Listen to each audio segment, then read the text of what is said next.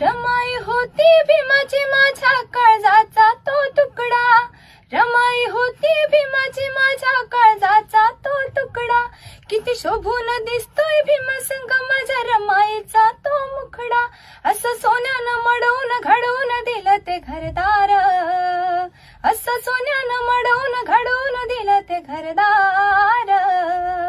नाही फिटता फिटणार माझ्या रमाईचे उपकार, नाही फिटता फिटणार माझ्या रमाईचे उपकार. आम्हा मिळून दिलंय सारं, बंगला गाडी आणि घरदार.